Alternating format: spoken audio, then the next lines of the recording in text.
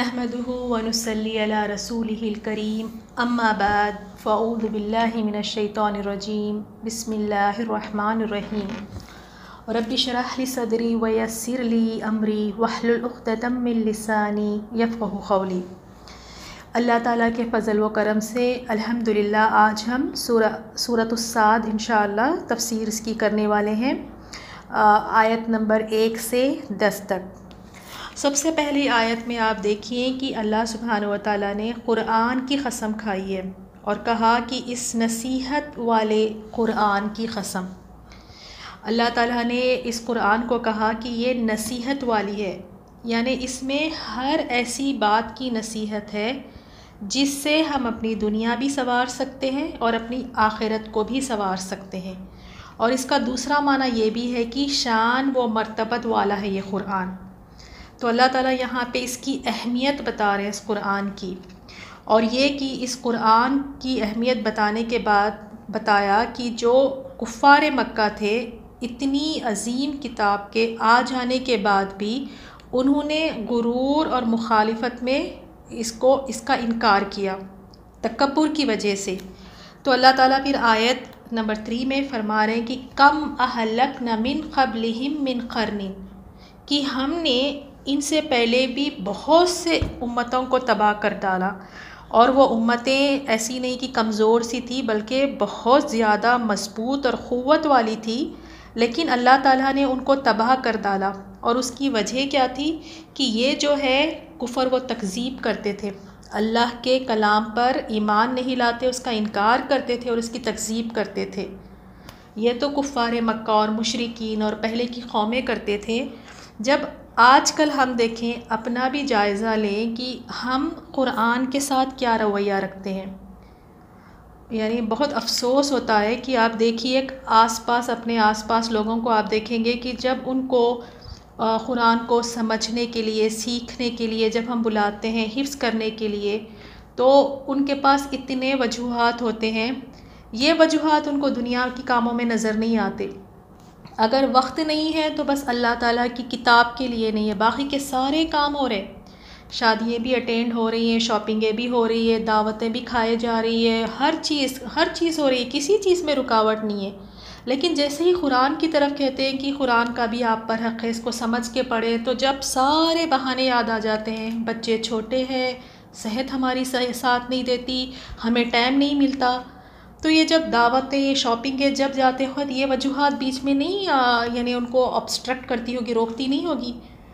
اسی وجہ سے دیکھیں کہ قیامت والے دن پھر رسول صلی اللہ علیہ وسلم بھی اللہ تعالیٰ سے شکایت کریں گے، کہیں گے یا ربی، اے میرے رب، ان قومی، بے شک میری قوم نے کیا کیا کہ میری امت نے اس قرآن کو چھوڑ رکھا تھا۔ سورۃ الفرقان آیت نمبر 30 ہے۔ آج ہم بھی قرآن کے ساتھ یہی رویہ کر رہے ہیں۔ ہمارے لیے دنیا کے ہر کاموں کے لیے وقت ہے، ہر چیز کے لیے وقت ہے، اگر وقت نہیں ہے تو ہمارے پاس قرآن کے لیے نہیں ہے۔ یہ قرآن ایک ایسی کتاب ہے کہ جو اس سے نصیحت حاصل کرنا چاہتا ہے وہ نصیحت حاصل کرے، جو اس سے عبرت حاصل کرنا چاہتا ہے وہ عبرت حاصل کرے، جو اس کو نظر انداز کرنا چاہتا ہے نظر انداز کرے، لیکن اس میں اللہ کا کوئی نقصان نہیں ہے۔ اللہ تعالیٰ نے پہلے کی بستیوں کو اس وجہ سے ہلاک کیا کیونکہ وہ جو ہے اللہ کے کلام کی تکذیب کرتے تھے اور اس کو کفر کرتے تھے۔ ہم تکذیب تو نہیں کر رہے لیکن اس کو ہم نے پیٹھ پیچھے کر دیا، یعنی دوسرے دنیا کے سارے چیزوں کو ہم نے آگے رکھا ہے، بچوں کی پرورش، شادی، دعوتیں، گھر، بچے، میاں، اور اگر قرآن کو چھوڑ دیے تو آخری مرحلے پہ جب ٹائم ملے گا تو ہم اس قرآن کی طرف آئیں گے۔ تو اچھا، اس کے بعد اللہ تعالیٰ نے پھر آیت نمبر 3 میں یہ بتایا کہ ان کو اللہ تعالیٰ نے وہ امتوں کو ہلاک کر دیا، انہوں نے ہر چند چیخ پکار کی لیکن وہ وقت چھٹکارے کا نہ تھا۔ جب انہوں نے عذاب کو اپنی طرف آتے دیکھا تو وہ اپنی یعنی توبہ کرنا چاہتے تھے، لیکن وہ وقت توبہ کا نہیں تھا۔ حدیث میں آتا ہے کہ جب انسان کی جو سانس جو ہے حلق میں آ جائے، جب اس کو موت کے فرشتے نظر آنے لگے، اگر وہ اس وقت توبہ کرتا ہے تو اس کی توبہ پھر قبول نہیں ہوتی۔ آج بھی ہم اتنے غافل بیٹھے ہیں، کیا ہم بھی اس انتظار میں ہیں کہ اللہ کا کوئی عذاب آئے، جب اپنی آنکھوں سے دیکھ لے تو تب ہم اللہ کی طرف لپکے، تب ہم اللہ کی کتاب کی طرف آئیں؟ کیا ہم اس انتظار میں ہیں کہ ایسی کوئی بڑی اللہ تعالیٰ کی طرف سے عذاب آئے، اور جب ہم کو ہوش آئے اللہ تعالیٰ ہم سب کو توفیق دے کہ قرآن کا ہم سب پر حق ہے کہ اس کو سمجھ کر پڑھنا ہے۔ ہم نے قرآن کو پڑھنے والی کتاب بنا دیا، یہ قرآن جو ہے اس سے ہمیں ہدایت لینا ہے، یہ ہدایت کی کتاب ہے، یہ کتاب جو ہے رحمتیں برساتی ہے، شفا ہے، تو اس کو سمجھ کے پڑھنا بہت ضروری ہے۔ اسی وجہ سے اللہ نے آیت نمبر 3 میں کہا کہ ہم نے کئی امتوں کو تباہ کر دیا اسی وجہ سے۔ اس کے بعد آیت نمبر 4 میں دیکھیں، اور کافروں کو اس بات پر تعجب ہوا کہ انہی میں سے ایک انہیں ڈرانے والا آ گیا اور کہنے لگے کہ یہ تو جادوگر ہے اور جھوٹا ہے۔ ان کو بڑا تعجب تھا کہ اتنے بڑے بڑے ہمارے پاس سردار لوگ ہیں، اتنے مالدار لوگ ہیں، ان سب کو چھوڑ کر نبوت جو ہے محمد صلی اللہ علیہ وسلم کو ہی ملنی تھی، ہمارے پاس سے کوئی نہیں تھا۔ تو یہ بات پر ان کو بڑا تعجب تھا۔ تو اس بات پر اس کی شان نزول یہ ہے، آیت نمبر 5 سے آیت نمبر 8 تک اس کی شان نزول میں یہ ہے کہ جو مکہ کے لوگ تھے وہ ابو طالب کے پاس آئے اور رسول صلی اللہ علیہ وسلم کی شکایت کرنے لگے، کہنے لگے کہ آپ کا بھتیجا اس طرح کی باتیں کرتے ہیں، ہمیں یہ بتاتے ہیں، وہ کہتے ہیں۔ تو ابو جہل اور سارے ساتھی ابو طالب کے پاس آ کر شکایت کیے۔ ابو طالب نے یہ کیا کہ رسول صلی اللہ علیہ وسلم کو بلوا بھیجا، اور پھر اس کے بعد کہا کہ یہ دیکھیں سارے جو ہے مکہ والے جو ہے ابو جہل اور سارے کہہ رہے ہیں آپ کے بارے میں شکایت لے کر آئے ہیں۔ تو رسول صلی اللہ علیہ وسلم نے کہا کہ چچا جان، میں تو صرف یہ چاہتا ہوں کہ یہ سب لوگ جو ہے ایک کلمے کو اختیار کر لے، جس کے قبول کرنے کی وجہ سے سارا عرب ان کے تابع ہو جائے گا اور عجم بھی جزیہ دینے لگیں گے، یعنی ٹیکس دینے لگیں گے۔ وہ آپ صلی اللہ علیہ وسلم کی بات اور آپ کے اس کلمے سے ایک دم چونک اٹھے اور کہنے لگے ایک کلمہ کیا، آپ کے باپ کی قسم ہم 10 کلمے قبول کرتے ہیں، آپ بتائیے تو صحیح کہ وہ کلمہ کیا ہے۔ تو رسول صلی اللہ علیہ وسلم نے کہا کہ لا الہ الا اللہ۔ جیسے ہی رسول صلی اللہ علیہ وسلم نے یہ کلمہ کہا تو یہ سن کر وہ لوگ نفرت کرتے ہوئے، اپنے کپڑے جھاڑتے ہوئے اٹھ کھڑے ہوئے، اور پھر یہ آیت نمبر 5 سے آیت نمبر 8 تک یہ انہی کی باتیں ہیں۔ انہوں نے کہا کہ کیا اس نے اتنے سارے معبودوں کا ایک ہی معبود کر دیا؟ وہ اتنے سارے معبودوں کو پوچھتے تھے، یعنی ایک ہی معبود ہوگا؟ واقعی یہ بہت ہی عجیب بات ہے۔ ان کے سردار یہ کہتے ہوئے چلے کہ چلو جی اور اپنے معبودوں پر جمے رہو، یعنی بات سننے کی ضرورت نہیں ہے، جس کی تم عبادت کرتے تھے اپنے معبودوں کی انہی پر تم جمے رہو۔ یقیناً اس بات میں تو کوئی غرض ہے، ہم نے تو یہ بات پچھلے دین میں بھی نہیں سنی، کچھ نہیں تو یہ صرف من گھڑت باتیں ہیں۔ یعنی وہ اسی طرح کہنے لگے کہ یہ تو بس من گھڑت باتیں ہیں۔ اور پھر انہوں نے ایک بات یہ کہی، آیت نمبر 8 میں دیکھیں، کیا ہم سب میں اسی پر کلام الہی نازل کیا گیا ہے؟ یعنی ہم سب کو چھوڑ کر اگر ملنا تھا تو بس رسول صلی اللہ علیہ وسلم کو ہی نبوت ملنی تھی۔ تو اس پر اللہ تعالیٰ نے فرمایا، آیت نمبر 9 میں دیکھیں کہ اللہ تعالیٰ کہہ رہے ہیں کہ کیا ان کے پاس تیرے زبردست قیاس سے رب کی رحمت کے خزانے ہیں؟ یہ تو اللہ تعالیٰ کے خزانے ہیں۔ اللہ تعالیٰ جسے چاہے عزت دے، جسے چاہے ذلت دے، اللہ تعالیٰ جسے چاہے نبوت دے، جسے چاہے نہ دے، یہ اللہ تعالیٰ کے فیصلے ہیں، یہ اللہ تعالیٰ کے خزانے ہیں، اللہ تعالیٰ خود فیصلہ کرتے ہیں۔ اس کے بعد اللہ تعالیٰ نے ایک سوال ان سے کیا آیت نمبر 10 میں، کہ کہا کہ ام لہم ملک السماوات والارض، کیا یہ آسمان اور زمین اور ان کے درمیان کی ہر چیز کی بادشاہت انہی کی ہے؟ تو پھر یہ رسیاں تان کر چڑھ جائیں۔ اگر یہ سمجھتے ہیں کہ سارے اختیارات ان کے ہاتھ میں ہیں، یہ فیصلے کر سکتے ہیں، تو پھر یہ اس طرح کرے کہ رسیاں تان کر آسمان پر چڑھیں، اور جہاں سے یہ وحی آ رہی ہے وہاں سے جا کے اس وحی کو ختم کر دے، یعنی وحی کو نبی صلی اللہ علیہ وسلم تک پہنچنے نہ دے، یا پھر آسمان پہ سیڑھیاں لگا کر چڑھیں، جہاں سے فرشتے اترتے ہیں وہاں پر چڑھ کے وہاں سے جا کے جہاں سے وحی آ رہی ہے اس کا سلسلے کو ختم کرے۔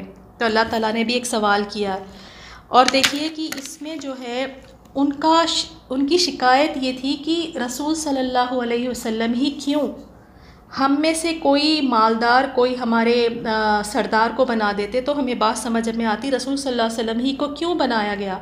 اس میں دیکھیں کہ یہ چیزیں جو ہے نا ہم میں بھی ہے۔ جب ہم دیکھتے ہیں کہ اللہ تعالیٰ نے ہمارے خاندان میں کسی کو بھی دوست احباب کو اللہ تعالیٰ نے اگر کوئی اپنی نعمت سے نوازا ہے تو ہمیں بڑا دل کو وہ ہوتا ہے کہ اس کو کیوں دی گئی؟ جیسے اگر اللہ تعالیٰ نے کسی کو بہت خوبصورتی دی یا کسی کو بہت زیادہ مال دیا، یا ہو سکتا ہے کسی کو کہیں اچھی جگہ اللہ تعالیٰ نے کسی کی شادی کرا دی، یا کسی کے بچے بہت لائق نکلے، اگر کوئی دین کے کام میں بہت آگے جا رہا ہے، بہت اس کو کامیابی مل رہی، تو یہ ہوتا ہے کہ یہ سب چیزیں اسے کیوں ملی ہے؟ تو ہمیں ایک چیز یہ سیکھنا ہے کہ یہ اللہ تعالیٰ کے فیصلے ہے۔ اللہ تعالیٰ اپنے فضل سے جسے چاہے جو چاہے دے، وہ اللہ تعالیٰ کا فیصلہ ہے، ہمیں اللہ تعالیٰ کے فیصلے سے راضی ہونا ہے۔ جب ہم یہ کہتے ہیں کہ فلاں کو یہ چیز کیوں ملی، تو ہم یہ کہہ رہے ہیں کہ یعنی اللہ تعالیٰ جو اس کو وہ چیز دیے ہیں اس پہ آپ کو اعتراض ہے کہ اللہ کا فیصلہ صحیح نہیں ہے۔ نعوذ باللہ۔ تو اللہ تعالیٰ ہم سب کو توفیق دے کہ اللہ تعالیٰ نے اپنی فضل سے جس کو جن چیزوں سے نوازا ہے ان کے لیے ان کی برکت کی دعا کیجئے، اور ساتھ میں خود اپنے لیے بھی وہ چیز مانگے، اس میں کوئی بری بات نہیں ہے۔ جیسے حسد جو ہے، رسول صلی اللہ علیہ وسلم نے کہا کہ حسد سے بچو، یہ نیکیوں کو ایسے کھا جاتا ہے جیسے آگ جو ہے سوکھی لکڑی کو کھا جاتا ہے۔ تو اللہ تعالیٰ ہم سب کو توفیق دے کہ ہم جو ہے دوسروں کی نعمتوں کو دیکھ کر اپنے دل میں کڑنے والے، اس سے مایوس ہونے والے نہ بنیں، اور ان کی برکت کے لیے دعا کریں۔ تفسیر سورہ صاد آیات 11 سے 22 تک۔ آیت 11، یہ بھی لشکروں میں سے شکست پایا ہوا چھوٹا سا لشکر ہے، یعنی کہ یہ اللہ کی طرف سے نبی صلی اللہ علیہ وسلم کی مدد اور کفار کی شکست کا وعدہ ہے۔ یعنی کفار کا یہ لشکر جو باطل کے لشکروں میں سے ایک لشکر ہے، بڑا ہے یا چھوٹا، اس کی قطعاً پرواہ نہ کریں، نہ اس سے خوف کھائیں، شکست اس کا مقدر ہے۔ یہ اشارہ جنگ بدر اور یوم فتح مکہ کی طرف بھی ہو سکتا ہے، جہاں کافر عبرتناک شکست سے دوچار ہوئے۔ اس کے بعد ہے آیت 12، 13 اور 14۔ ان سے پہلے بھی قوم نوح اور عاد اور میقوم والے فرعون نے جھٹلایا تھا، اور سمودیوں نے اور قوم لوط نے اور ایکا کے رہنے والوں نے بھی۔ یہی بڑے لشکر تھے، ان میں سے ایک بھی ایسا نہ تھا جس نے رسولوں کی تکذیب نہ کی ہو، بس میری سزا ان پر ثابت ہو گئی۔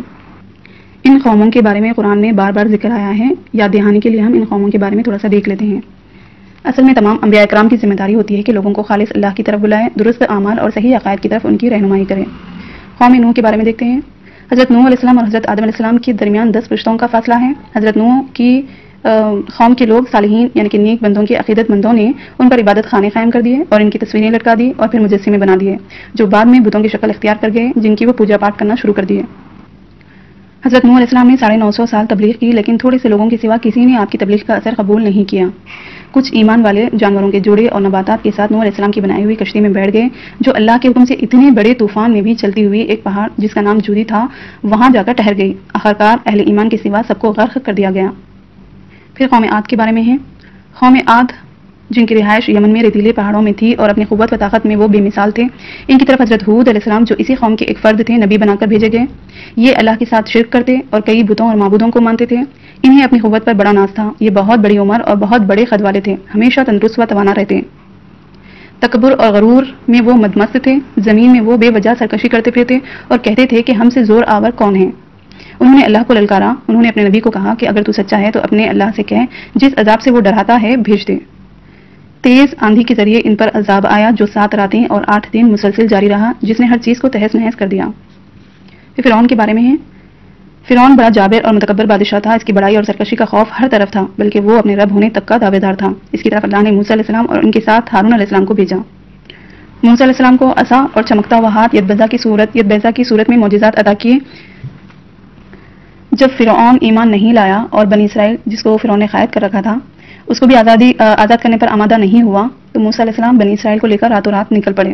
پھر موسیٰ علیہ السلام نے یہ اللہ کے حکم سے دریا میں لاٹھی ماری، جس سے دریا میں گزرنے کے لیے خشک راستہ بن گیا۔ جب بنی اسرائیل اور موسیٰ علیہ السلام اس راستے سے گزرنے لگے تو فرعون اور اس کا لشکر بھی پیچھے دوڑنے لگا۔ تو پھر اللہ نے سمندر کو حکم دیا کہ پہلے کی طرح رواں دواں ہو جا، چنانچہ وہ پانی کے موجوں میں تبدیل ہو گیا اور فرعون سمیت سارا لشکر غرق ہو گیا۔ پھر قوم سمود کے بارے میں ذکر ہے۔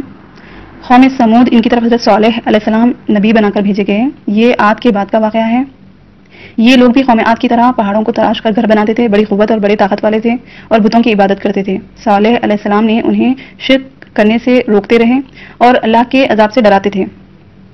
انہوں نے اپنے پیغمبر سے مطالبہ کیا کہ پتھر کی چٹان سے ایک گابن اونٹنی نکال کر دکھائی جائے جسے نکلتے ہوئے وہ اپنی آنکھوں سے دیکھیں۔ جب ایسا ہوا تو سوائے چند کے کسی نے ایمان نہیں لایا، بلکہ یہ اپنی حرکتوں سے بازی نہیں آئے۔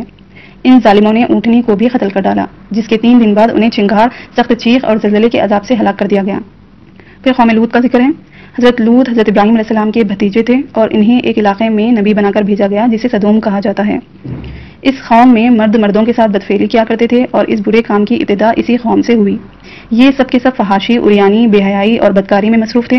یہ حضرت لوط علیہ السلام کے وعظ و نصیحت کے جواب میں ان کو دھمکیاں دیتے تھے اور انہیں بستی سے باہر نکالنے کی بات کرتے۔ سوائے نیک بندوں کے سبھی کو، جس میں لوط علیہ السلام کی بیوی بھی تھی، نشان زدہ کھنگر پتھروں کی بارش سے ہلاک کر دیا گیا اور ان کی بستیوں کو ان پر الٹ دیا گیا۔ ایکا یعنی کہ یہ حضرت شعیب علیہ السلام کی قوم کے بارے میں ذکر ہے۔ ایکا جنگل کو کہتے ہیں، اسے حضرت شعیب علیہ السلام کی قوم اور بستی مدین کے اطراف کے باشندے مراد ہیں۔ یہ قوم کافر اور تاجر قوم تھی، بتوں کی پوجا کرتے تھے اور ڈاکے ڈالتے تھے۔ اس قوم کے لوگوں کی بڑی خرابی یہ تھی کہ یہ ناپ تول میں کمی کرتے تھے، زمین میں فساد پھیلاتے تھے، لوگوں کو اللہ کے راستے سے روکتے تھے اور اپنے نبی کی تکذیب کرتے ہوئے کہتے کہ اگر تو واقعی سچا ہے تو جا، ہم تجھے نہیں مانتے، ہم پر آسمان کا ٹکڑا گرا کر دکھا۔ پھر 3 طرح کے عذاب ان پر آئے، بادلوں کا ایک سایہ آیا جس سے آگ کے شعلے برسنے شروع ہو گئے، زمین زلزلے سے لرز اٹھی اور ایک سخت چنگھاڑ نے انہیں ہمیشہ کے لیے موت کی نیند سلا دیا۔ اللہ تعالیٰ ہم سب ایمان والوں کو توبہ و استغفار کرنے اور قرآن کی طرف لوٹنے والا بنا دے اور ہم سب کو سمجھنے اور نیک عمل کرنے کی توفیق عطا فرمائے۔ پھر اس کے بعد ہے آیت 15 اور 16۔ انہیں صرف ایک چیخ کا انتظار ہے جس میں کوئی ڈھیل نہیں ہے، اور انہوں نے کہا کہ اے ہمارے رب، ہماری سرنوشت تو ہمیں روز حساب سے پہلے ہی دے دے۔ یہاں آپ صلی اللہ علیہ وسلم کو کفار کی مذاق پر صبر کرنے کے لیے کہا جا رہا ہے۔ ان سب کے واقعات کئی مرتبہ بیان ہو چکے ہیں کہ کس طرح ان پر ان کے گناہوں کی وجہ سے عذاب الہی ٹوٹ پڑے۔ یہی وہ جماعتیں ہیں جو مال و اولاد میں، قوت و طاقت میں، زور و زر میں تمہارے زمانے کے ان حقیر کافروں سے بہت بڑھی ہوئی تھیں، لیکن امر الہی کے آ چکنے کے بعد انہیں کوئی چیز کام نہ آئی۔ پھر ان کی تباہی کی وجہ بیان ہوئی کہ یہ رسولوں کے دشمن تھے اور انہیں جھوٹا کہتے تھے۔ انہیں صرف سور کا انتظار ہے اور اس میں بھی کوئی دیر نہیں، یعنی کہ سور پھونکنے کے بعد اتنا وقفہ بھی انہیں نہیں ملے گا، بلکہ سور پھونکنے کی دیر ہی ہوگی کہ قیامت کا زلزلہ برپا ہو جائے گا۔ یہاں ان کفار کے بارے میں کہا جا رہا ہے کہ یہ کہتے ہمارے نامہ اعمال کے مطابق ہمارے حصے میں اچھی یا بری سزا جو بھی ہے یوم حساب کے آنے سے پہلے ہی ہمیں دنیا میں دے دے۔ یہ قیامت کے آنے کو ناممکن سمجھتے اور یہ مذاق کے طور پر اس طرح کہا کرتے تھے۔ اللہ تعالیٰ نے ان کی تکذیب اور ان کے مذاق کے مقابلے میں اپنے نبی صلی اللہ علیہ وسلم کو صبر کی تعلیم اور تلقین کر رہے ہیں۔ آیت 17 سے 20۔ آپ ان کی باتوں پر صبر کریں اور ہمارے بندے داؤد کو یاد کریں جو بڑی قوت والا تھا، یقیناً وہ بہت رجوع کرنے والا تھا۔ ہم نے پہاڑوں کو اس کے تابع کر رکھا تھا، اس کے ساتھ شام کو اور صبح کو تسبیح خوانی کریں اور پرندے جمع ہو کر سب کے سب اس کے زیر فرمان رہتے، اور ہم نے اس کی سلطنت کو مضبوط کر دیا تھا اور اسے حکمت دی تھی اور بات کا فیصلہ کرنا۔ یہاں پر داؤد علیہ السلام کی دینی قوت کے بارے میں کہا جا رہا ہے۔ جس طرح حدیث میں آتا ہے کہ اللہ کو سب سے زیادہ محبوب نماز داؤد علیہ السلام کی نماز اور سب سے زیادہ محبوب روزے داؤد علیہ السلام کے روزے ہیں۔ وہ نصف رات سوتے، پھر اٹھ کر رات کا تہائی حصہ قیام کرتے اور پھر اس کے چھٹے حصے میں سو جاتے، ایک دن روزہ رکھتے اور ایک دن ناغہ کرتے اور جنگ میں فرار نہ ہوتے۔ یہ صحیح بخاری اور صحیح مسلم کی حدیث ہے۔ اور اشراق کے وقت اور آخر دن کو پہاڑ بھی داؤد علیہ السلام کے ساتھ مصروف تسبیح ہوتے اور اڑتے جانور بھی۔ زبور جو کہ داؤد علیہ السلام پر نازل کی گئی تھی، اس کی قرات سن کر ہوا ہی میں جمع ہو جاتے اور ان کے ساتھ اللہ کی تسبیح کرتے۔ اللہ تعالیٰ نے ہر طرح کے مادی اور روحانی اسباب کے ذریعے سے سلطنت کو مضبوط کر دیا تھا اور داؤد علیہ السلام کو حکمت بھی دی اور نبوت بھی دی، مقدمات کے فیصلے کرنے کی صلاحیت بھی عطا کی اور جھگڑوں کی تصفیے کے صحیح طریقے بھی بتائے۔ قرض داؤد علیہ السلام معاملے کی تہہ کو پہنچ جاتے تھے اور حق و باطل، سچ اور جھوٹ میں صحیح اور کھرا امتیاز کر لیتے تھے۔ کلام بھی آپ کا صاف ہوتا تھا اور حکم بھی عدل کے مطابق ہوتا تھا۔ آیت 21 اور 22۔ اور کیا تجھے جھگڑا کرنے والوں کی بھی خبر ملی جبکہ وہ دیوار پھاند کر محراب میں آ گئے؟ جب یہ داؤد کے پاس پہنچے بس یہ ان سے ڈر گئے۔ انہوں نے کہا خوف نہ کیجیے، ہم 2 فریق مقدمہ ہیں، ہم میں سے ایک نے دوسرے پر زیادتی کی ہے، بس آپ ہمارے درمیان حق کے ساتھ فیصلہ کر دیجیے اور ناانصافی نہ کیجیے اور ہمیں سیدھی راہ بتا دیجیے۔ مطلب کہ محراب سے مراد یہاں پر کمرہ ہے جس میں سب سے علیحدہ ہو کر یکسوئی کے ساتھ داؤد علیہ السلام اللہ کی عبادت کرتے تھے۔ دروازے پر پہرے دار ہوتے تاکہ کوئی اندر آ کر عبادت میں خلل نہ کرے۔ جھگڑا کرنے والوں نے پیچھے سے دیوار پھاند کر اندر آئے جنہیں یکایک دیکھ کر داؤد علیہ السلام گھبرا گئے۔ آنے والوں نے تسلی دی کہ گھبرانے کی ضرورت نہیں ہے، ہمارے درمیان ایک جھگڑا ہے، ہم آپ سے فیصلہ کرانے آئے ہیں، آپ حق کے ساتھ فیصلہ بھی فرمائیں اور سیدھے راستے کی طرف ہماری رہنمائی بھی کریں۔ اور یہاں پر کہا گیا ہے کہ یہ میرا بھائی ہے۔ بھائی سے مراد دینی بھائی یا شریک کاروبار یا دوست ہے، سب پر بھائی کا اطلاق صحیح ہے۔ اس واقعے کی تفسیر یہ ہے کہ ایک دمبی یعنی شیپ والا بھائی نے کہا یہ میرا بھائی بہت چالاک ہے اور برے طریقے سے بات کرتا ہے، کہتا ہے کہ میری دمبیاں چرنے جاتی ہیں، اپنی ایک دمبی کو بھی اس کے ساتھ بھیج دیا کر۔ جب وہ ساتھ آنے جانے لگ گئی تو اب کہتا ہے کہ یہ میری ہے، یعنی یہ ایک دمبی بھی میرے دمبیوں میں شامل کر دے تاکہ میں بھی اس کا کفیل ہو جاؤں۔ اب میں خالی ہاتھ ہوں۔ جس طرح اس کے پاس مال زیادہ ہے، زبان کا بھی مجھ سے زیادہ تیز ہے اور اس تیزی و تراری کی وجہ سے لوگوں کو قائل بھی کر لیتا ہے۔ انشاءاللہ اللہ تعالیٰ کی توفیق سے آج ہم سورۃ الصاد کی تفسیر آیت نمبر 22 سے 29 تک کریں گے۔ اس میں آپ دیکھیں گے کہ حضرت داؤد علیہ السلام کے بارے میں ذکر ہے کہ داؤد علیہ السلام جو تھے بہت بڑے بادشاہ تھے، اور یہ اپنے محراب اس کمرے سے مراد ہے جہاں پہ وہ سب سے علیحدہ ہو کر ایک سوئی کے ساتھ اللہ تعالیٰ کی عبادت کرتے تھے، اور باہر جو ہے دروازے کے پہرے دار ہوتے تھے تاکہ اندر کوئی آ کر عبادت میں ڈسٹرب نہ کرے۔ تو وہ اپنے محراب میں تھے تو اچانک یہ دیکھا کہ دیوار پھاند کر اندر 2 آدمی آئے ہیں۔ تو ایک دم سے داؤد علیہ السلام کو تھوڑا سا خوف آیا کہ وہ تو سب سے پہلے ایک بادشاہ ہے، اور یہ 2 آدمیوں نے جرأت کی اور بادشاہ سے ڈرے نہیں، اور دوسری چیز یہ کہ وہ دروازے سے نہیں آئے، جو ہے دیوار پھاند کر آئے ہیں، تو وہ تھوڑا سا خوف محسوس کیے۔ تو وہ جو 2 اندر داخل ہوئے تھے انہوں نے کہا کہ لا تخف، کہ آپ ڈریے نہیں، اور انہوں نے کہا کہ آپ تسلی رکھیے، گھبرانے کی کوئی ضرورت نہیں ہے، ہمارے درمیان ایک جھگڑا ہے، ہم آپ سے فیصلہ کرانے آئے ہیں، آپ حق کے ساتھ فیصلہ بھی فرمائیے اور سیدھی راستے کی طرف ہماری رہنمائی بھی کیجیے۔ اس کے بعد انہوں نے اپنا جو شکایت تھی، جو مقدمہ تھا، وہ داؤد علیہ السلام کے سامنے پیش کیا کہ ایک نے کہا کہ یہ میرا بھائی ہے، اس کے پاس 99 دمبے ہے اور میرے پاس ایک ہی دمبا ہے، لیکن یہ مجھ سے کہہ رہا ہے کہ اپنا یہ ایک بھی مجھ کو دے دے، اور مجھ پر بات میں بڑی سختی برتتا ہے۔ تو جیسے ہی داؤد علیہ السلام نے سنا تو آپ نے فرمایا کہ اس کا اپنے دمبوں کے ساتھ تیرا ایک دمبا ملا لینے کا سوال بے شک تیرے اوپر ایک ظلم ہے۔ کہا کہ یہ تو بڑی ظلم والی بات ہے، آلریڈی تیرے پاس 99 دمبے ہے اور اس میں سے تیرے بھائی کے پاس جو ایک ہے وہ بھی تو لے لینا چاہتا ہے۔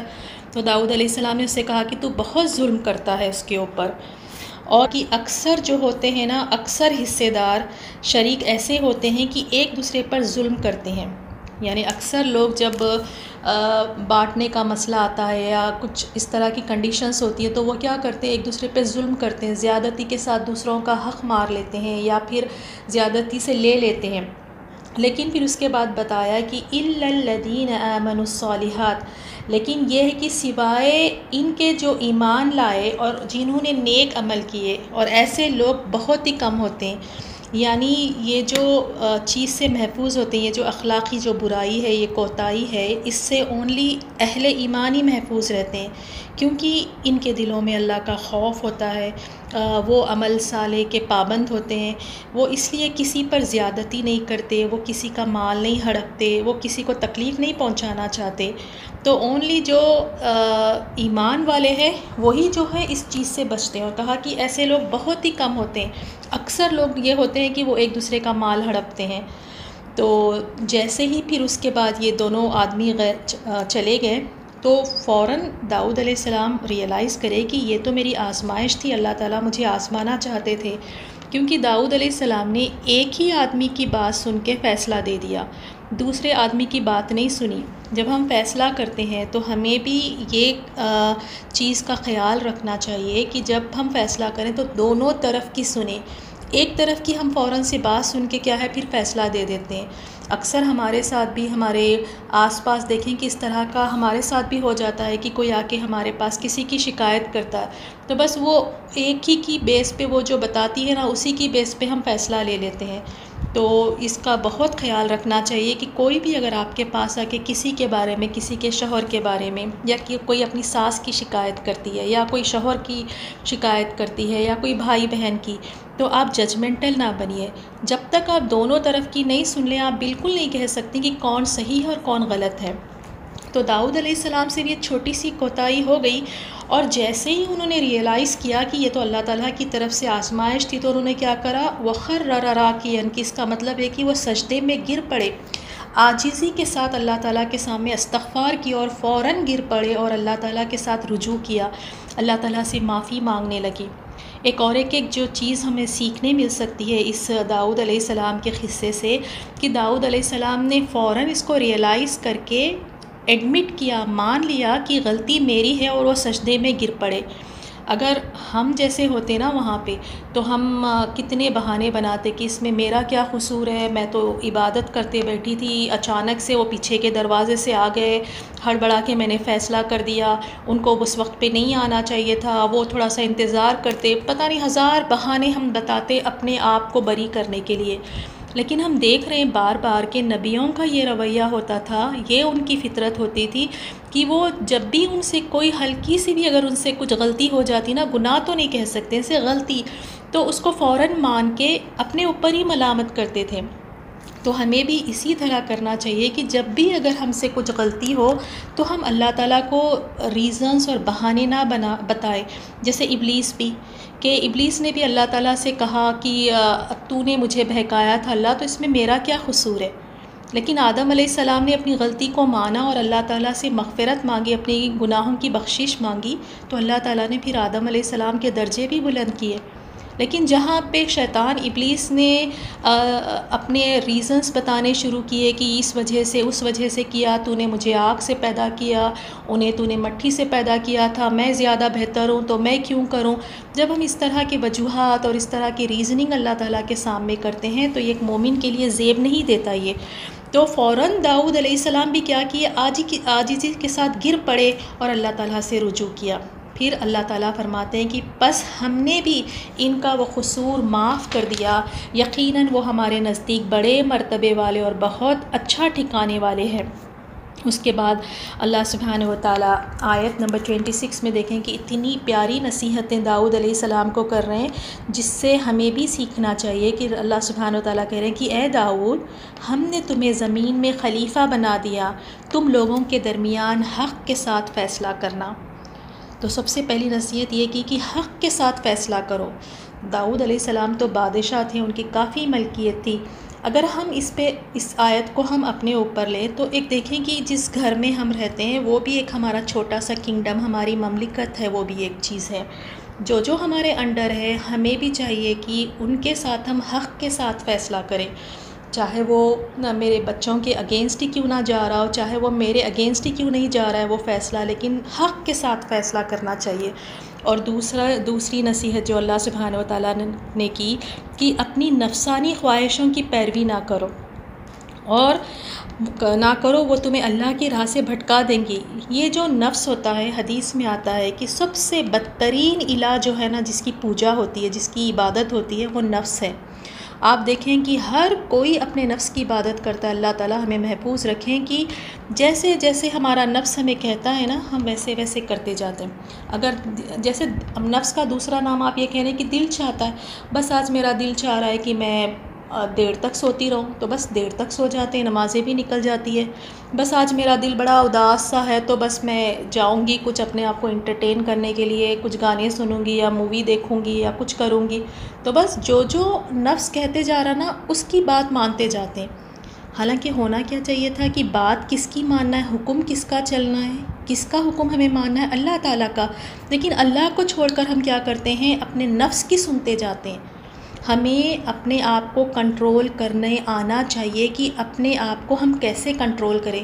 یہ نہیں کہ دل جو کہہ رہا ہے بس دل کی ہر بات مانتے جا رہے ہیں اور سارا وہ جو کچھ کراتا جا رہا ہے کرتے جا رہے ہیں۔ نہیں، وہ جو دل کا ریموٹ ہے نا، اپنے ہاتھ میں لیں اور اسے آپ چلانا سیکھیں۔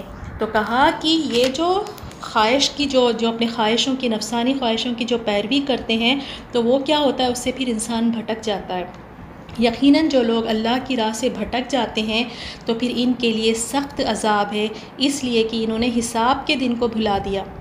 جب یوم آخرت یاد ہی نہیں رہے گا تو پھر وہاں پہ حق سے فیصلہ کرنے سے بھی وہ کوتاہی کرے گا، کیونکہ اس کو پتہ ہے کہ نہ قیامت ہے، نہ سوال جواب کچھ ہوگی، نہ میری پکڑ ہوگی، تو وہ جیسے مرضی چاہے فیصلے کرے، پھر اپنی نفس کی بات مانے، تو یہ راہ سے بھٹکا دیتی ہے۔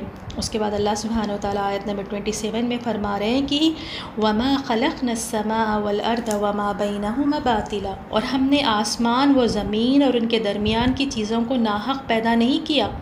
جو کچھ اللہ تعالیٰ نے پیدا کیا ایک خاص مقصد کے لیے پیدا کیا ہے، اور وہ ہے اللہ تعالیٰ کی عبادت کرنے کے لیے اللہ تعالیٰ نے پیدا کیا ہے۔ اور جیسے اللہ تعالیٰ فرما رہے ہیں کہ یہ گمان تو کافروں کا ہے، سو کافروں کے لیے خرابی ہے۔ جیسے کافر سوچتے ہیں کہ اب دوسری اور کوئی موت کے بعد کوئی زندگی نہیں ہے، کوئی قیامت آنے والی نہیں ہے۔ جیسے کہتے ہیں کہ لائف از گیون ونس، تو انجوائے کریں، مزے کریں، عیش اڑائیں۔ تو یہ جو کافروں کے اپنے خود کے گمان ہیں اور ان کے لیے خرابی ہے اور آگ ہے۔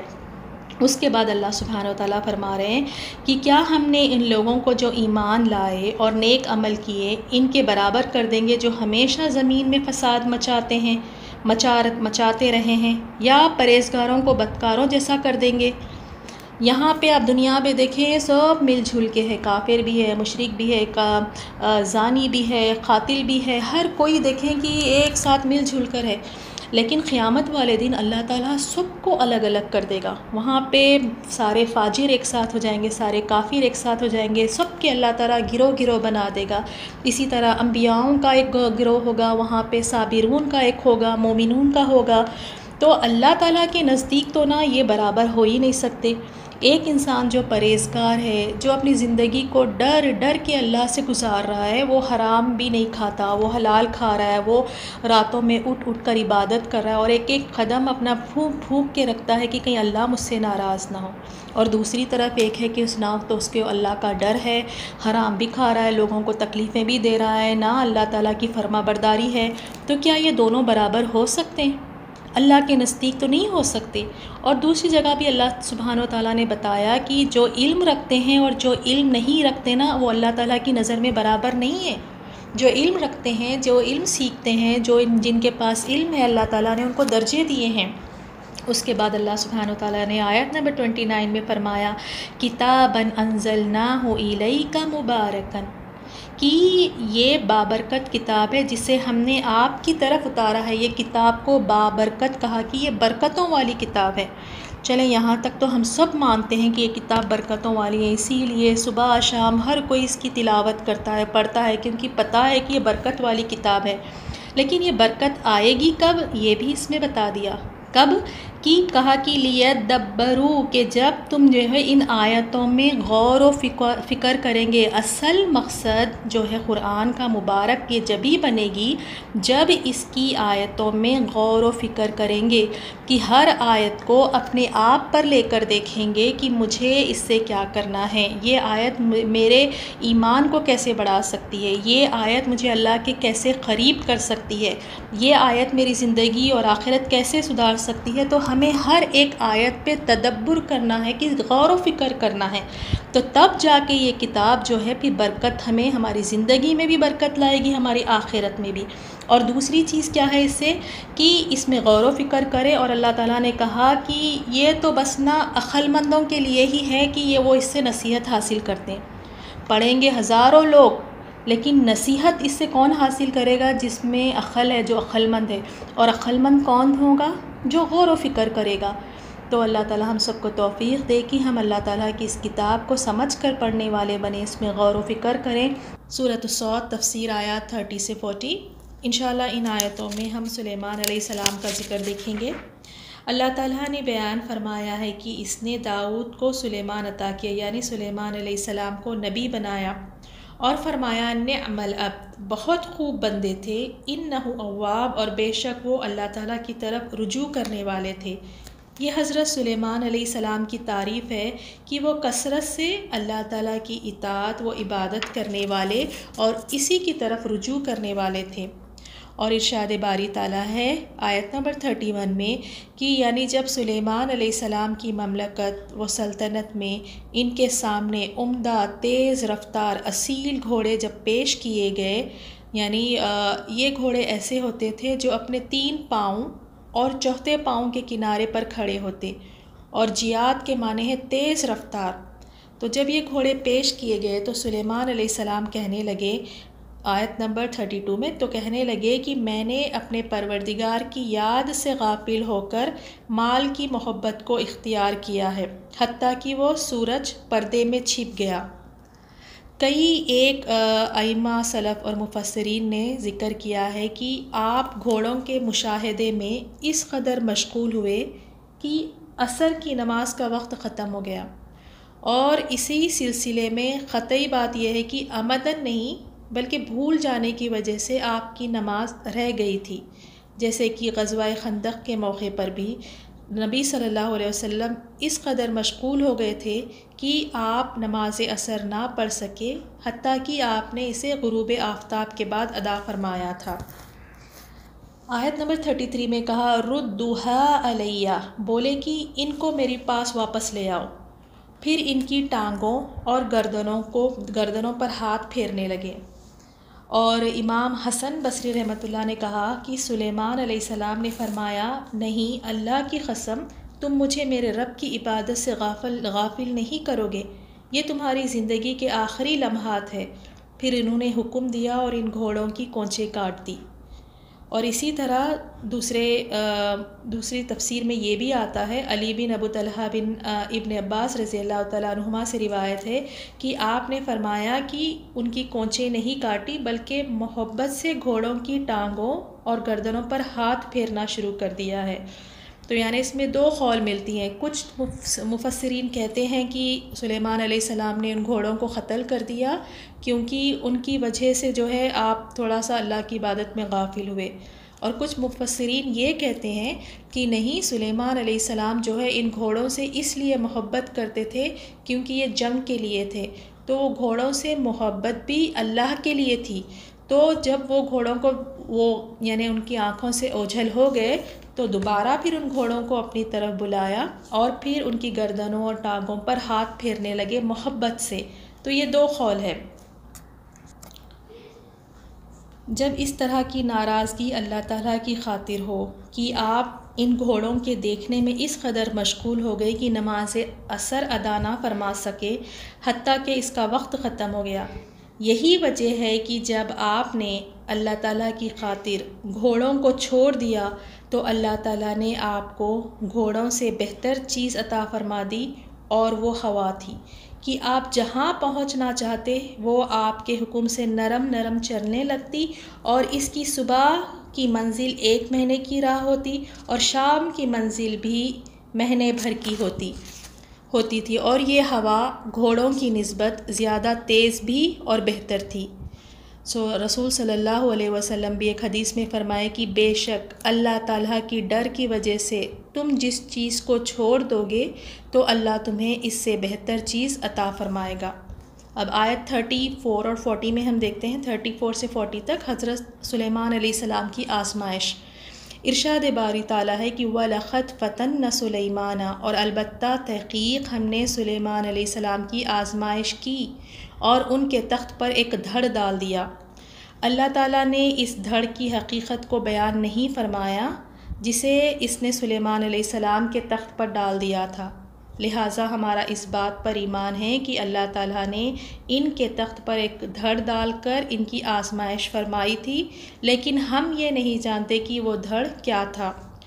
ثم اناب، پھر اس نے اللہ کی طرف رجوع کیا، یعنی اس آزمائش کے بعد حضرت سلیمان علیہ السلام نے اللہ تعالیٰ کی طرف رجوع کیا، دعا کی، اللہ تعالیٰ سے مغفرت طلب کی، اور ایسی حکومت طلب کی کہ جو آپ کے بعد کسی کو شایع نہ ہو۔ آیت 35 میں آپ نے دعا کی کہ قال رب اغفر لی وہب لی ملکا، کہا، دعا کی کہ اے میرے پروردگار مجھے بخش دے اور مجھ کو ایسی بادشاہی عطا کر کہ میرے بعد کسی کو شایع نہ ہو، بے شک تو بڑا عطا کرنے والا ہے۔ بعض نے کہا ہے کہ میرے بعد کسی کو شایع نہ ہو کے معنی یہ ہے کہ ان کے بعد کسی بھی بشر کو، کسی بھی انسان کو اس طرح کی حکومت حاصل نہ ہو۔ آیت 36 میں دیکھیں کہ پھر ہم نے ہوا کو ان کے لیے مسخر کر دیا کہ جہاں وہ پہنچنا چاہتے ان کے حکم سے نرم نرم چلنے لگتی۔ امام حسن بصری رحمہ اللہ نے فرمایا کہ جب سلیمان علیہ السلام نے اللہ کی ناراضگی کی خاطر گھوڑوں کی ٹانگیں کاٹ دی تو اللہ تعالیٰ نے انہیں ان سے بہتر اور تیز رفتار ہوا عطا فرما دی، جس کی صبح کی منزل 1 مہینے کی راہ ہوتی اور شام کی منزل بھی مہینے بھر کی ہوتی۔ ارشاد باری تعالیٰ ہے آیت 37 میں وَالشَّيَاطِينَ كُلَّ، اور شیاطین کو بھی، سارے جتنے بھی شیاطین تھے ان سب کو یہ تھا کی ان کے زیر فرمان کر دیا۔ یہ سب عمارتیں بنانے والے اور غوطہ مارنے والے تھے، یعنی ان میں سے کچھ ایسے تھے جو ان کے لیے زبردست عمارتیں، قلعے، مجسمے اور بڑے بڑے لگن جیسے تالاب اور بڑی بڑی دیگیں جو ایک ہی جگہ رکھی ہیں بناتے تھے، اور مشقت کے دیگر ایسے بڑے بڑے کام کرتے تھے جو انسان کے بس سے باہر تھے، اور ان میں سے کچھ ایسے تھے جو دریاؤں اور سمندر میں غوطے مار کر موتی، جواہر اور ایسی نفیس اشیاء نکالتے تھے جو دریا اور سمندر ہی میں مل سکتی تھی۔ پھر فرمایا وآخرین مقررین فی الاسفاد، اور دوسروں کو بھی جو زنجیروں میں جکڑے ہوئے تھے، اور ان میں سے جو سرکش، نافرمان اور بغاوت اختیار کرتے اور کام کرنے سے انکار کر دیتے تھے، تو ان کے ملک میں خرابی کرتے، سرکشی کرتے تو انہیں زنجیروں میں اور بیڑیوں کے ساتھ باندھ دیا جاتا تھا۔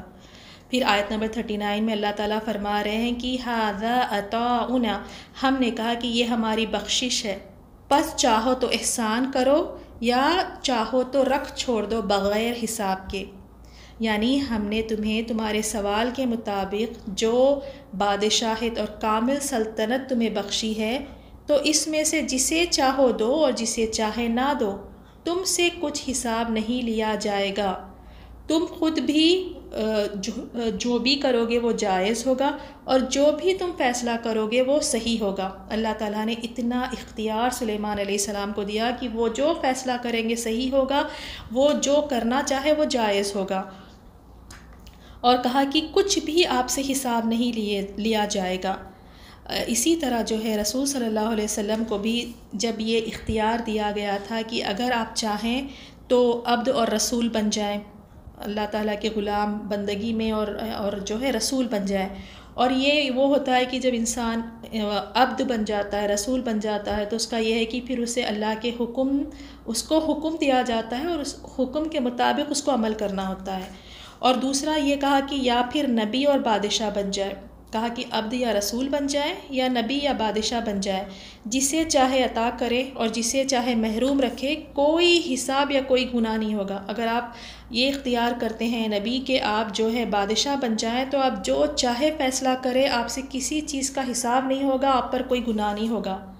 تو آپ صلی اللہ علیہ وسلم نے جبریل علیہ السلام سے مشورہ کے بعد جو مرحلہ تھا، جو پہلا مرتبہ تھا، اس کو اختیار کیا۔ جبریل علیہ السلام نے مشورہ دیا تھا کہ آپ تواضع اختیار فرمائیے، تو آپ صلی اللہ علیہ وسلم نے پہلے مرتبے کو اختیار فرما لیا، کیونکہ اللہ تعالیٰ کے یہاں اس کی قدر و منزلت زیادہ تھی اور آخرت میں اس کا درجہ زیادہ اونچا تھا۔ گو دوسرا مرتبہ یعنی نبوت کے ساتھ بادشاہت بھی دنیا اور آخرت کے اعتبار سے عظیم مرتبہ تھا، اسی لیے اللہ تبارک و تعالیٰ نے جب ان نعمتوں کا ذکر فرمایا جن سے اس نے سلیمان علیہ السلام کو دنیا میں نوازا تھا، تو اس کے بعد فرمایا کہ قیامت کے دن بھی اللہ تعالیٰ کے یہاں ان کا اونچا مقام ہوگا۔ سلیمان علیہ السلام کے لیے کہا کہ وَإِنَّ لَهُ عِندَنَا لَزُلْفَىٰ وَحُسْنَ مَآبٍ، اور بے شک ان کے لیے ہمارے یہاں قرب اور عمدہ مقام ہے، یعنی دنیا اور آخرت میں۔ تو آپ نے دیکھا کہ کس طرح اللہ سبحانہ و تعالیٰ نے سلیمان علیہ السلام کو سلطنت دی، بادشاہت دی، کئی قوتیں، کئی پاورز ایسی دیں، وہ پرندوں کی بولیوں کو سمجھتے تھے، اور مہینے بھر کا سفر یا تو ایک رات میں وہ طے کر لیتے تھے یا تو ایک دن میں طے کر لیتے تھے، اور جنوں کو جو ہے آپ کے ماتحت کیا تھا وہ ہیوی ورک کرتے تھے، کنسٹرکشن کا ورک کرتے تھے سلیمان علیہ السلام کے لیے ایکسکیوز می۔ اور دوسرا یہ کہ سمندر کے نیچے غوطہ لگا کر اندر جا کے وہاں سے ہیرے جواہرات وہاں سے نکال کے لے آتے، موتی وہاں سے، اور اللہ تعالیٰ نے پھر مال بھی اتنا زیادہ دیا اور قوتیں دی۔ ان سب کے رہنے کے باوجود بھی جو ہے وہ اللہ تعالیٰ نے خود ان کی تعریف کی ہے کہ یہ ہمارے سب سے یعنی خوب بندے، بہت اچھے بندے ہیں۔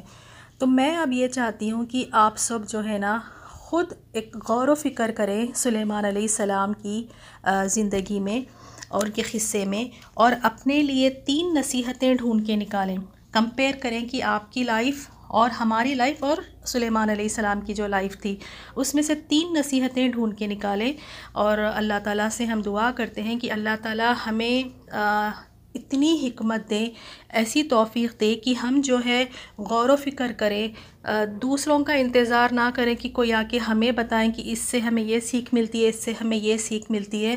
اللہ تعالیٰ یہ شعور ہمیں پیدا کریں کہ ہم خود جو ہے نا غور و فکر کریں۔ اور سورۃ الصاد تفسیر آیات 41 سے 54 انشاءاللہ آج کی آیتوں میں ہم دیکھیں گے ایوب علیہ السلام کا ذکر، ابراہیم علیہ السلام کا ذکر، اور نیک لوگوں کا جو ہے اللہ تعالیٰ ان کو کیا نعمتیں نوازیں گے قیامت والے دن۔ سب سے پہلے آیت نمبر 41 میں دیکھیں، اللہ سبحانہ و تعالیٰ فرما رہے ہیں وَاذْكُرْ عَبْدَنَا ایوب، اور ہمارے بندے ایوب علیہ السلام کا بھی ذکر کر، جبکہ اس نے اپنے رب کو پکارا کہ مجھے شیطان نے رنج اور دکھ پہنچایا ہے۔ حضرت ایوب علیہ السلام کی بیماری اور ان کا صبر بہت مشہور ہے، جس کے مطابق اللہ تعالیٰ نے انہیں اہل سے، مال سے اور تباہی اور بیماری کے ذریعے ان کی آزمائش کی۔ زندگی کا کوئی ایسا مرحلہ نہیں تھا جس میں وہ آزمائے نہیں گئے۔ جس طرح دیکھیں اگر آج کل مومنوں کی آزمائش ہوتی ہیں تو کسی ایک ہی چیز میں ان کی آزمائش ہوتی ہیں، اور دوسری چیزوں میں اللہ تعالیٰ نے انہیں عافیت دی ہے۔ اگر کوئی اولاد سے آزمایا جا رہا ہے تو اللہ تعالیٰ نے دوسری اور نعمتیں بھی انہیں دی ہے۔ کسی کو مال سے آزمایا جا رہا ہے تو الحمدللہ ان کے پاس اولاد ہے اور صحت ہے۔ کسی کو اللہ تعالیٰ صحت سے آزما رہا ہے تو ان کے پاس اور دوسری نعمتیں ہیں۔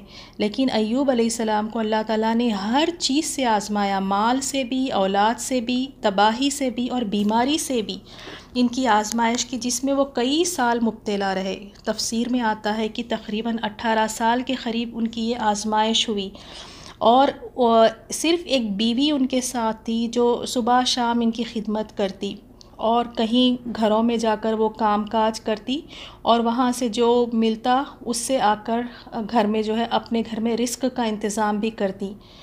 اور یہاں اس آیت میں ایوب علیہ السلام نے یہ کیوں کہا کہ شیطان نے مجھے دکھ پہنچایا ہے؟ حالانکہ ایمان تو ہمارا یہ ہوتا ہے کہ ہر چیز جو ہے وہ اللہ تعالیٰ کی طرف سے ہے، پھر ایوب علیہ السلام نے اس طرح کیوں کہا؟ اس کی 2 وجوہات بتاتے ہیں کہ ایک تو ہو سکتا ہے کہ شیطان کی طرف اس لیے کی گئی کہ ہو سکتا ہے کہ کوئی کسی ایسے عمل کا سبب بنا ہو جس پر یہ آزمائش آئی ہو۔ شیطان کے کچھ ایسے وسوسے ہوں گے جس کی وجہ سے یہ آزمائش آئی، یا بطور ادب کے کہ ایوب علیہ السلام جو ہے وہ ہر شر کو اپنی یا شیطان کی طرف منسوب کرتے، اور ہر خیر کو جو ہے وہ کہتے کہ یہ اللہ تعالیٰ کی طرف سے ہے۔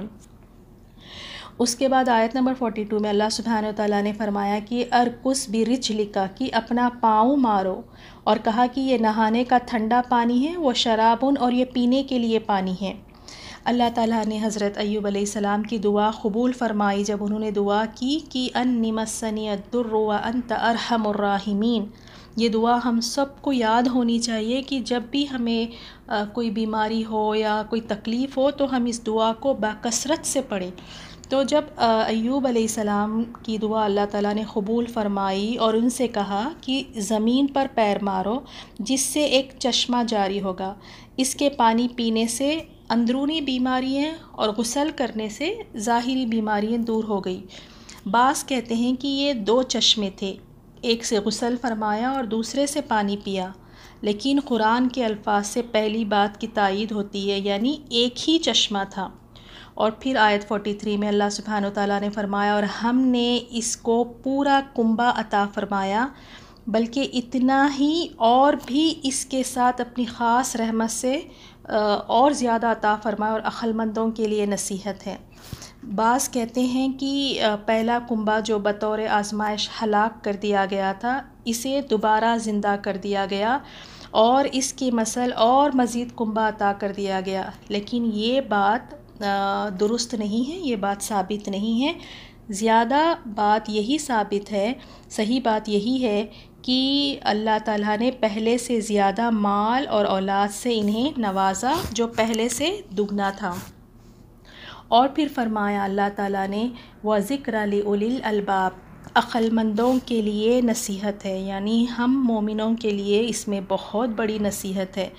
اس میں اللہ تعالیٰ نے یہ فرمایا، جیسے ایوب علیہ السلام کو یہ سب کچھ ہم نے جو آزمائشیں دی تھی، پھر اس کے بعد اللہ تعالیٰ نے انہیں ہر چیز سے پھر دوبارہ نوازا، تو اللہ تعالیٰ کہہ رہے ہیں کہ جو بھی اس طرح کا صبر کریں گے اپنی مصیبتوں پر، اپنی بیماریوں پر، تو وہ بھی ایوب علیہ السلام کی طرح، جس طرح ایوب علیہ السلام کو اللہ تعالیٰ نے دوبارہ پھر سے ہر چیز دگنا کر کے اللہ تعالیٰ نے عطا فرمایا، تو اس طرح اللہ تعالیٰ آزمائشوں پہ صبر کرنے والوں کو بھی عطا فرمائے گا۔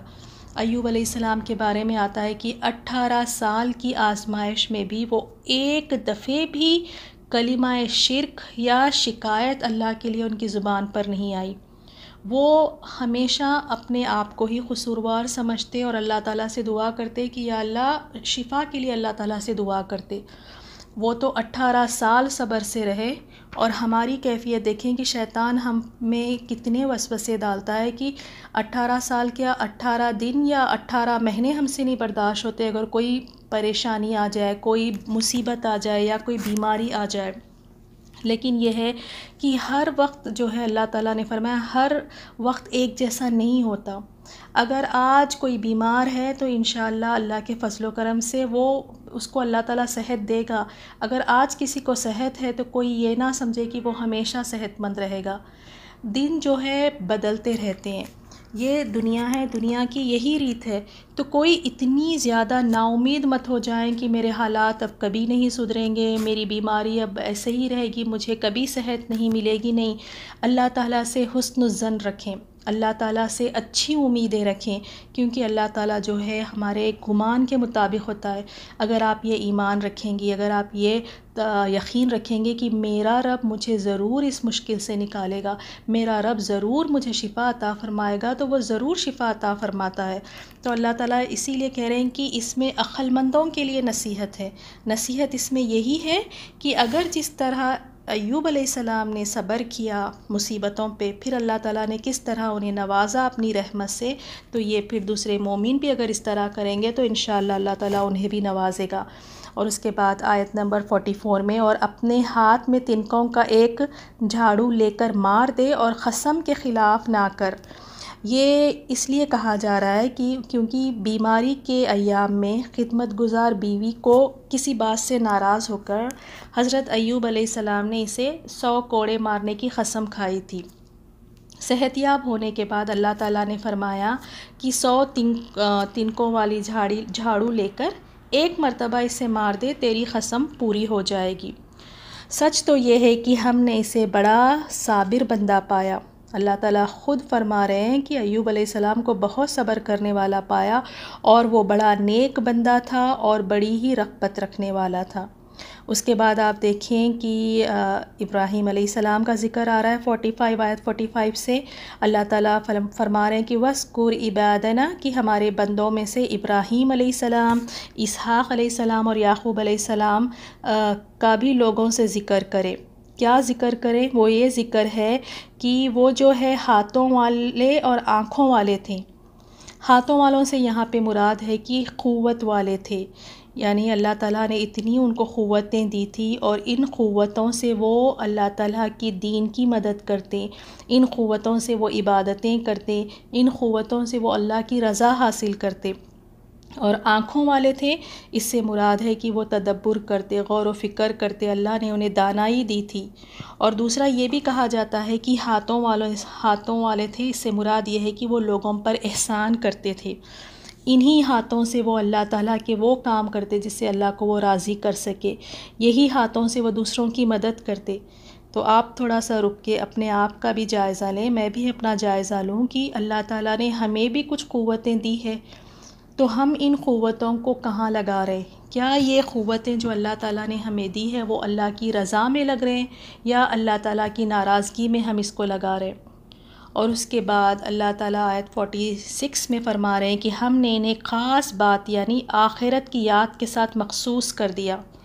یعنی اللہ تعالیٰ نے ان نبیوں کو، ان رسولوں کو جو ہے اللہ تعالیٰ نے خالص کر لیا، کس کے لیے؟ آخرت کی یاد کے لیے۔ ان کی فکر یہی ہوتی تھی کہ آخرت کی فکر، بس آخرت ان کو لگتی تھی کہ وہی حقیقی دنیا ہے۔ اس دنیا کے رنج و غم کو وہ اپنے دل سے نہیں لگاتے تھے، اس دنیا کے پیچھے وہ بھاگم دوڑ نہیں کرتے تھے۔ ان کا سارا فوکس، سارا کنسنٹریشن جو ہے وہ آخرت کے اوپر ہوتا تھا۔ ان کی جسم تو یہاں ہوتے تھے، لیکن ان کی جو سوچ ہے، ان کی جو عقل ہے، ان کی جو شوق ہے، وہ ساری آخرت کے لیے ہوتی تھی۔ تو اسی لیے اللہ تعالیٰ نے کہا کہ خالص کر دیا ان کو آخرت کے لیے۔ اور جس کسی کو بھی اللہ تعالیٰ نے اگر آخرت کا فکر کرنے والا بنا دیا تو وہ سب سے بڑا یعنی خوش نصیب ہے کہ اللہ نے اس کے دل کو کھولا، اللہ نے اس کے دل کو روشن کیا کہ اب اس کو کیا ہے، فکر بس آخرت کی ہوتی ہے۔ تو ہمیں بھی اللہ تعالیٰ سے دعا کرنا چاہیے کہ یا اللہ ہمیں ایسی فکر دے کہ آخرت کی فکر دے، دنیا کو ہمارے لیے یعنی اتنا ہمیں دنیا میں مشغول نہ کرے کہ ہم آخرت کو بھول جائیں۔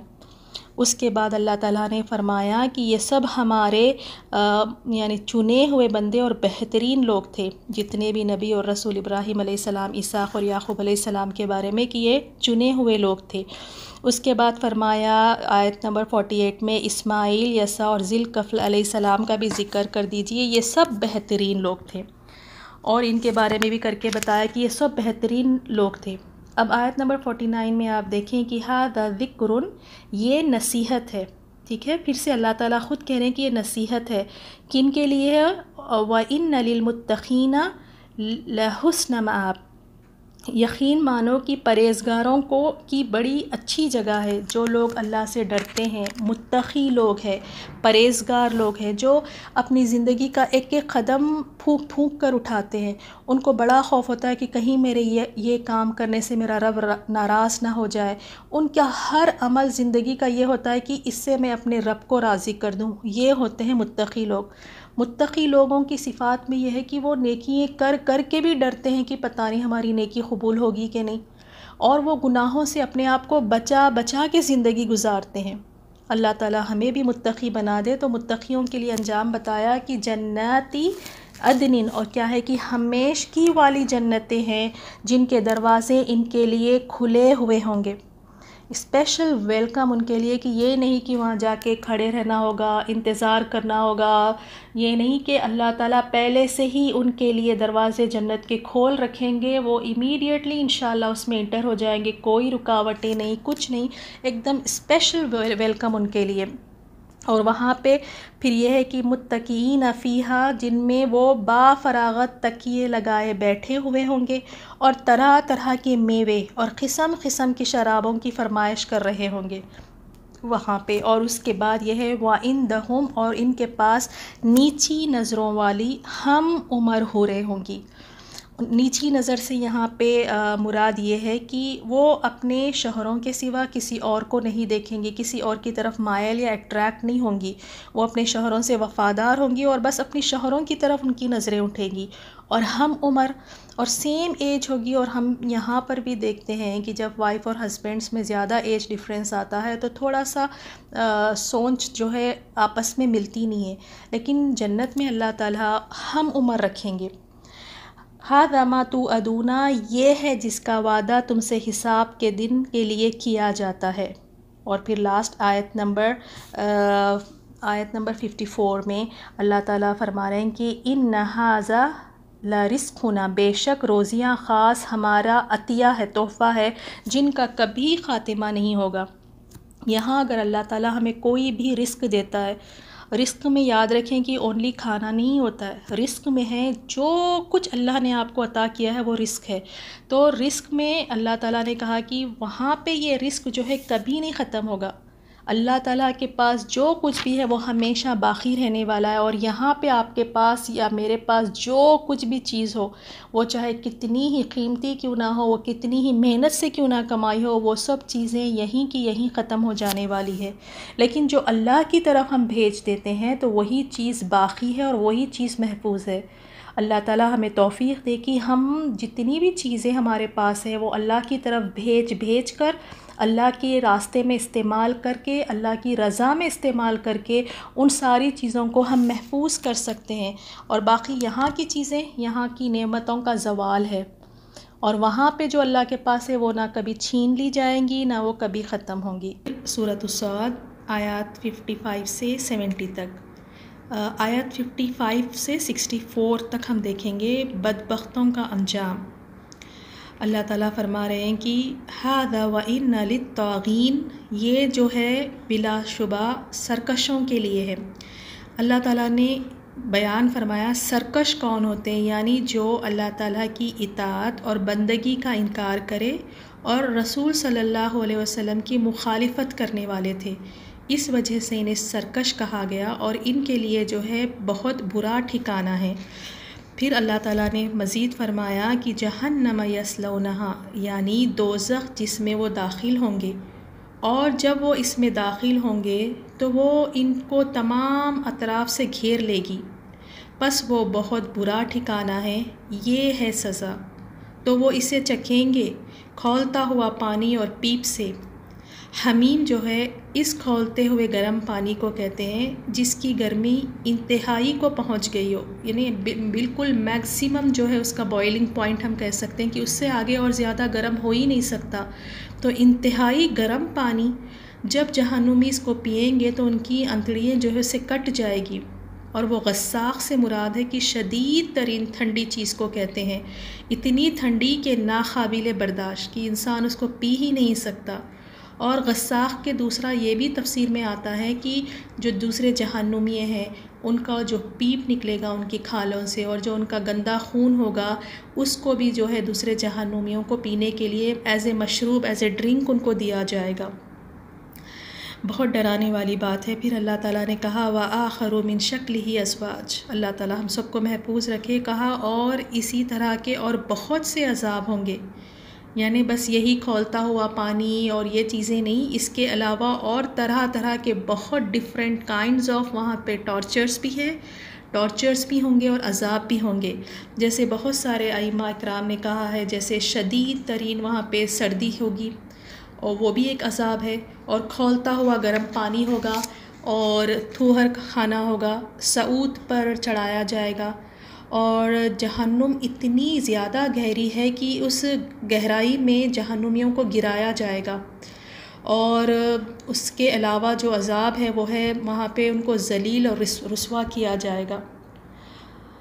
اللہ تعالیٰ محفوظ رکھیں۔ آپ دیکھیے کہ سرکش لوگوں کا یہ انجام بتایا ہے، اور ان کو سرکش کیوں کہا؟ کیونکہ وہ اللہ کے احکامات کو نہیں مانتے، اللہ تعالیٰ کی عبادت سے انکار کرتے۔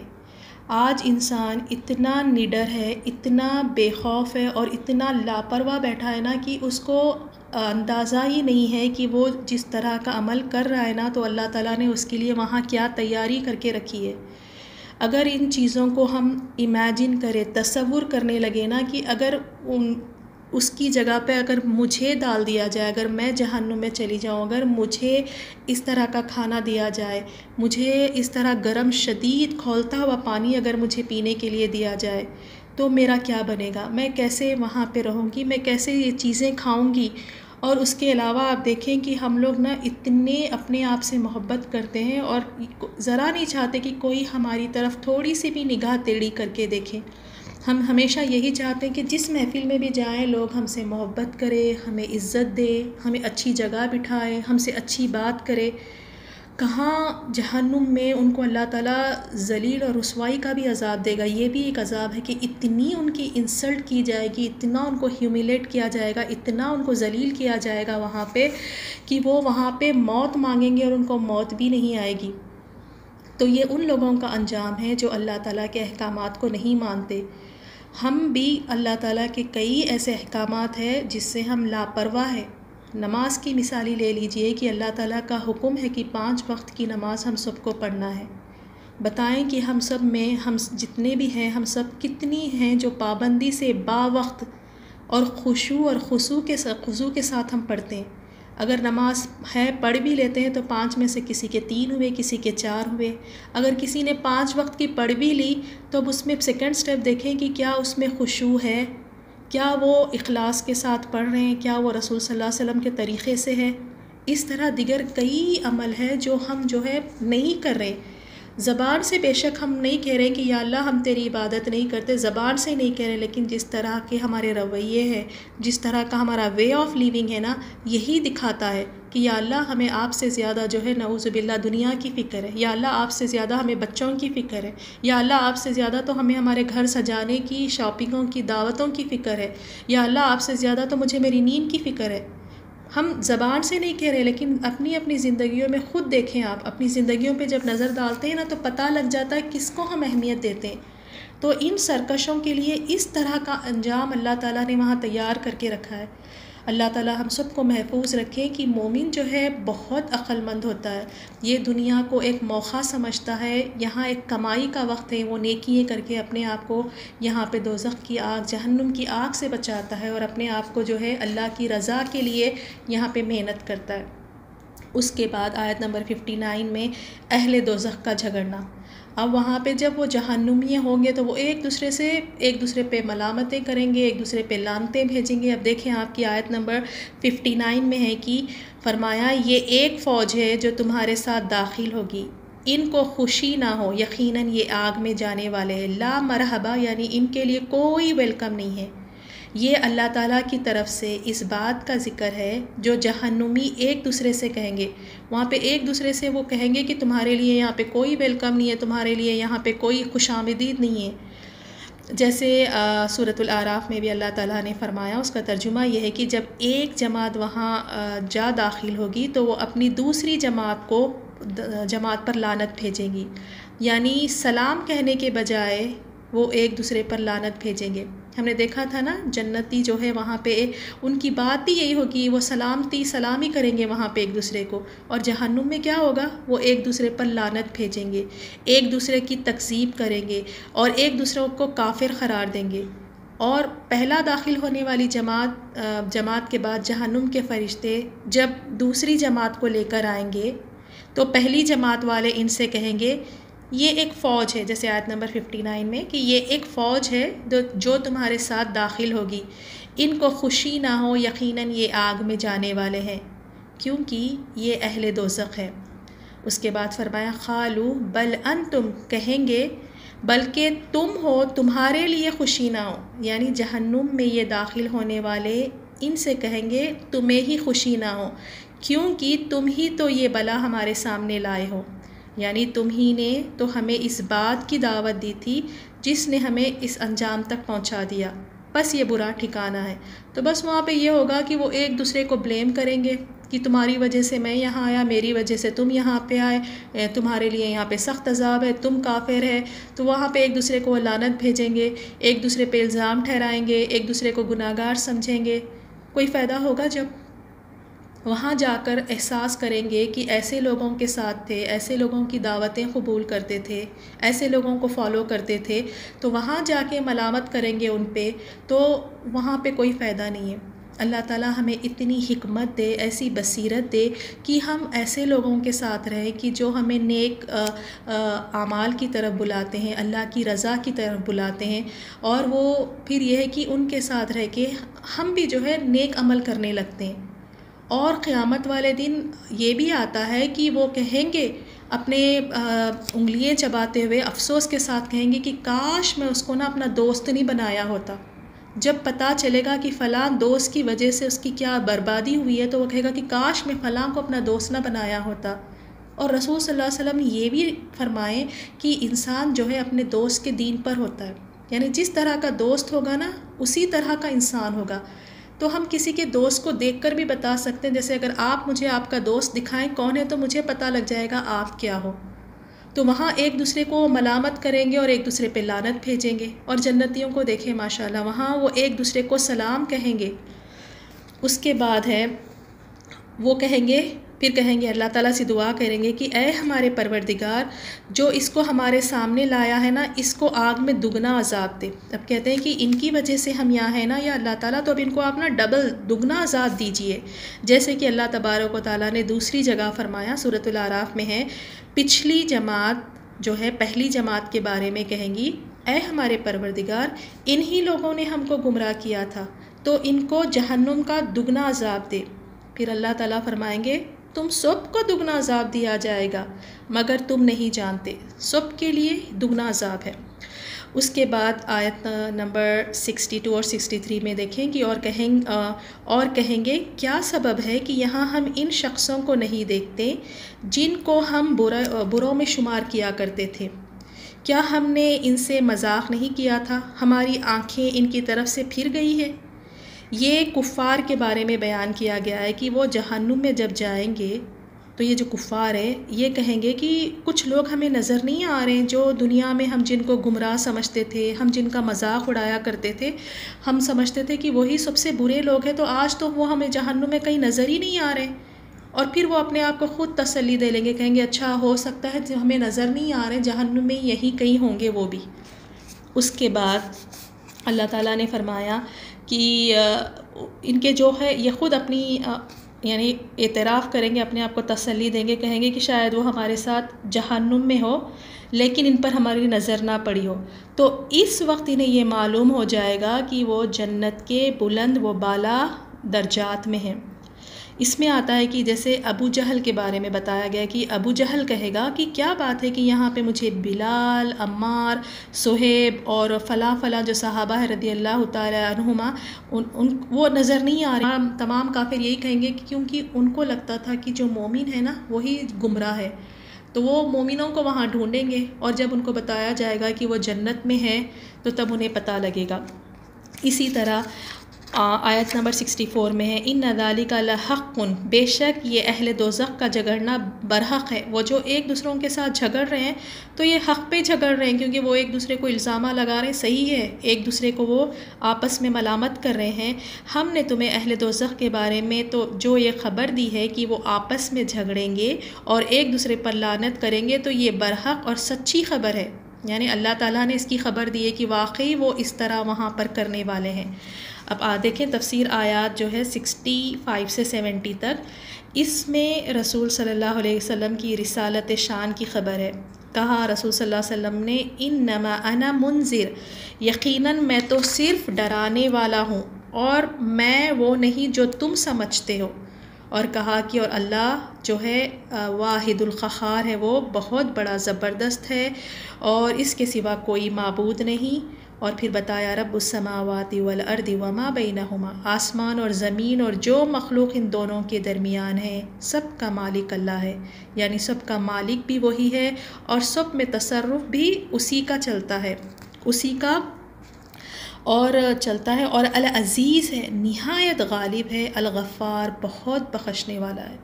کتنے بھی گناہ کر کے اس کے پاس چلے جاؤ نا، کتنے بھی گناہ، ہر بار اس کو الغفار بہت بڑا بخشنے والا پائیں گے۔ کتنی بھی دفعہ کبھی وہ ذلیل نہیں کرے گا، کبھی وہ تانے نہیں دے گا کہ پھر آ گئی گناہوں کی معافی مانگنے، پھر آ گئی۔ اللہ تعالیٰ بالکل نہیں، بلکہ اللہ تعالیٰ تو توبہ کرنے والے کی توبہ سے خوش ہوتے ہیں، بہت خوش ہوتے ہیں۔ جب کوئی اللہ تعالیٰ کی طرف پلٹتا ہے اور اس سے اپنے گناہوں کی معافی مانگتا ہے تو اللہ تعالیٰ اس سے خوش ہوتا ہے۔ ہمیں بھی ہر بار دن میں دیکھیں رسول صلی اللہ علیہ وسلم 70 سے زیادہ یا کئی حدیث میں 100 سے زیادہ اپنے لیے گناہوں کی معافی مانگتے، استغفار کرتے، تو ہمیں بھی دن بھر چلتے پھرتے اٹھتے دعائیں کرنا ہے، استغفار کرنا ہے، زبان سے نہیں، وہ گناہ کو یاد کرنا ہے، کس گناہ کے لیے معافی مانگ رہی ہیں اس گناہ کو یاد کریں، سوچیں، پھر اس کو ذہن میں رکھ کے اس عمل کے لیے، اس گناہ کے لیے اللہ سے معافی مانگے۔ پھر بتایا کہ بل ہوا نبأ عظیم، کہہ دیں کہ یہ ایک بہت بڑی عظیم خبر ہے۔ کون سی خبر؟ کہ رسول صلی اللہ علیہ وسلم کو رسول بنا کر بھیجا، اور رسول صلی اللہ علیہ وسلم لوگوں کو ڈرایا کرتے تھے، اسلام کی دعوت دے کر، ان کو دین کی دعوت دے کر ان کو راہ حق پہ بلاتے تھے۔ تو یہ بہت بڑی خبر ہے، لیکن تم اس سے اعراض کرنے والے ہو، یعنی اتنی بڑی خبریں جو آ گئی ہیں، دین آ گیا، جہنم کے ڈراوے تمہارے پاس آ گئے، رسول آ گئے تمہارے پاس، لیکن یہ سب چیزیں آنے کے بعد دنیا میں اتنے مصروف ہو کہ ان سب چیزوں کے بعد، اتنی بڑی خبر کے بعد جو ہے بے پرواہ ہو۔ پھر آخر میں آیت نمبر 69 میں ہے کہ 69 اور 70 میں کہ مجھے اوپر کی مجلس والوں کا جب وہ جھگڑتے تھے کچھ علم نہ تھا، یعنی جو اوپر کی، یعنی اس سے مراد ہے وہ فرشتے جو اوپر بلند قدر جو فرشتے ہیں ان کے بارے میں، یعنی رسول صلی اللہ علیہ وسلم نے فرمایا کہ اگر میری طرف وحی نازل نہ ہوتی تو مجھے ملأ الاعلیٰ کے اختلاف کے بارے میں کیسے علم ہوتا. یعنی حضرت آدم علیہ السلام جو ہے ان کو ابلیس نے سجدہ کرنے سے انکار کیا، اور ابلیس جو ہے اللہ تعالیٰ سے جھگڑا کہ وہ آدم علیہ السلام سے افضل ہے. تو اس کے بارے میں رسول صلی اللہ علیہ وسلم نے کہا کہ مجھے کیسے معلوم ہوتا اگر میرے پاس یہ وحی نہیں آتی، اور اس بارے میں یہی فرمایا کہ یہ وحی سے جو ہے اللہ تعالیٰ نے آپ کو اس چیز کا علم دیا ہے. سبحانک اللہم و بحمدک نشہد ان لا الہ الا انت نستغفرک و نتوب الیک.